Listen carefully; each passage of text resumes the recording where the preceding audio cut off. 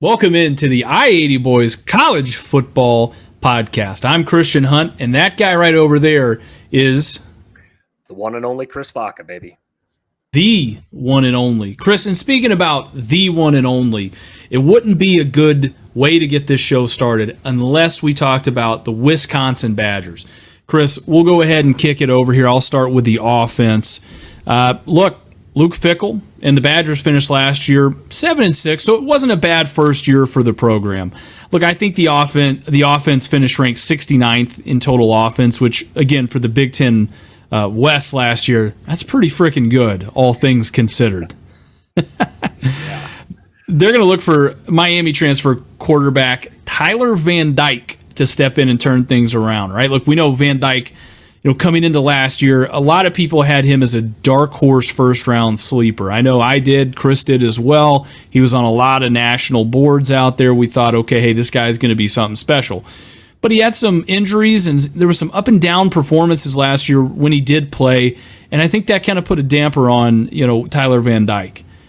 Here's the thing. I believe he's going to have a decent year, but I think he's going to be hot and cold at times, right?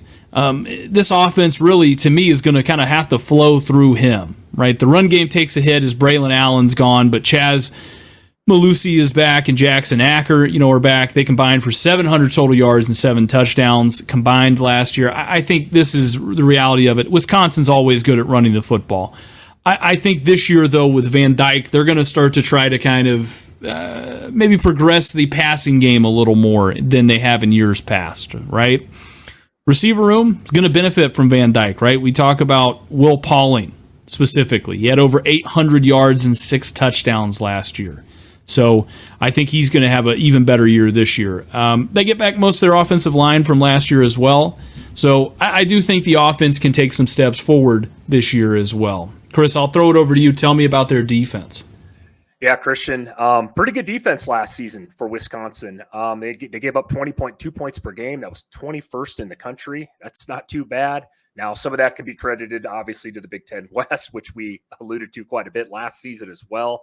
But they do return 5 starters from last year's defense. Now, Luke Fickell, Mike Tressel, figured to improve that defense, from last season.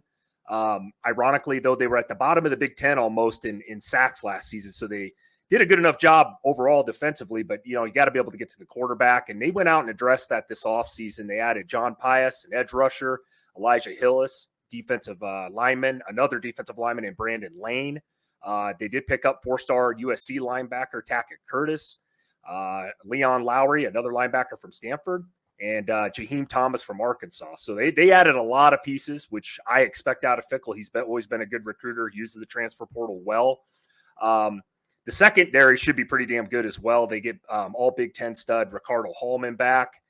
And I think that actually, Christian, to be honest with you, overall with this defense, if they can get some pressure, I actually see this defense being really, really good again this season with Wisconsin. And that'll bring me to my next point, Christian, here. We'll get into a little bit of the prediction part of this and bring up a schedule, and I'll go through this real quick. Western Michigan, that should be a win for Wisconsin, right? You got South Dakota. I expect Wisconsin to pull that out as well. Then there's that big one, Alabama. Now, this is kind of cool being over here in Big Ten country. Alabama's going to have to come up to Wisconsin and play them. That'll be an interesting test for Caleb DeBoer over there and Alabama. I know where you're probably going with this, and I really, really, really wanted to pick the upset here, but I'm going to lean Alabama in this game. Everybody knows me. I'm a big Fickell fan, but that's going to be a good football game regardless, but I'm going to take Alabama in that one, so that'll be Wisconsin's first loss. Then you turn around and got to go on the road at USC. Now, I debated over this, and we'll talk about USC more on this channel, but I have that as a loss too. Purdue, probably going to be one of the worst teams in the Big Ten. I expect to win at Rutgers. Rutgers had a good season last season. But Wisconsin's the better team with the better players. Give me Wisconsin in that one. Northwestern, I don't think they're going to duplicate what they did last season, which was absolutely amazing. Wisconsin should be able to win that game as well. Now you got Penn State. That's a tough one. And this is where I think Wisconsin surprises and knocks off Penn State this season. So I did take Wisconsin here. That'll be a really good game regardless. You got Iowa at Iowa. big game coming off the Penn State win. I think Wisconsin beats Iowa. I know probably some shock here out of Christian, but this is a pretty bold take here. But and then I have you got that Oregon stretch there. I don't think Wisconsin's beating Oregon. Then you got to go on the road at Nebraska. Chalk a win up for my Huskers. And then you're going to finish the season off in Minnesota. I think Wisconsin wins that. So overall, I didn't mention that yet. I have Wisconsin going 8-4, Christian. I'm curious to hear your thoughts on this. This is a tough schedule. So, Christian, enlighten me, my man. Chris, 8-4 sounds like a pretty good way to go. So I'll agree with you on that. I also think they're going 8-4. Now, who they beat and who they lose to are a little different there, right? Listen, I originally had them beating Bama, and then I started thinking about it more and more and more. And listen, Kalen DeBoer is still a really good coach, and Alabama still has a ton of good talent. And it still has bits and pieces of Nick Saban, fingerprints still left over on this team, right? So I personally don't think, as much as I want to say, hey, Bama's going to lose on the road to Wisconsin, I don't think it's going to happen. I think it maybe is a close game. It'll be an entertaining game, but I don't think that Wisconsin's going to beat Alabama. I think USC, like you said, Chris, is going to be a lot more improved this year than they were last year. So I've got Bama, USC, Penn State, and Oregon as my losses, right? I think that probably makes sense here.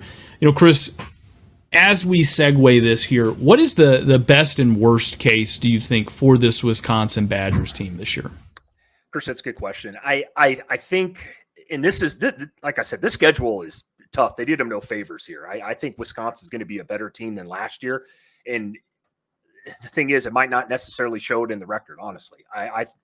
This is crazy to me, but I think worst case scenario, maybe a 6-6 season. I mean, you saw those games right there with Penn State, Iowa, Oregon, at Nebraska. That's pretty tough for anybody in the Big Ten to do, let alone you got to play Alabama in the non-con. So I say 6-6 worst. Best case scenario, and I think a lot of this falls on Tyler Van Dyke and how he's integrated into that system and whether or not he looks real good offensively. If Wisconsin could put up points, I could see a 9-3 or a 10-2 type of season. Christian, what's your thoughts on that?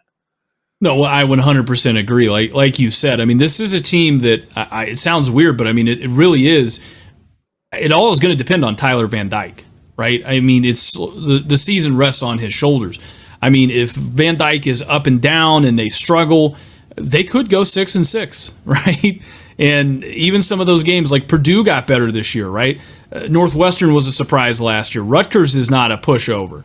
And you got to travel on the road to play Rutgers. So, yeah, you're absolutely right. None of these wins, except for maybe Western Michigan and South Dakota, are really going to be very easy wins, as it were. But I do think on the flip side, as we talk about that, if Van Dyke gets off and rolling and they all gel together, the defense comes to play and they look really physical like they have in years past. The running game looks good and they're able to do some things. You never know. Maybe they shock in Alabama, right? And then maybe they lose to a USC, but then they could beat a Penn State. And again, anything is possible, as we say. But I do think 9-10 wins is in the realm of possibilities for this team this year, Chris.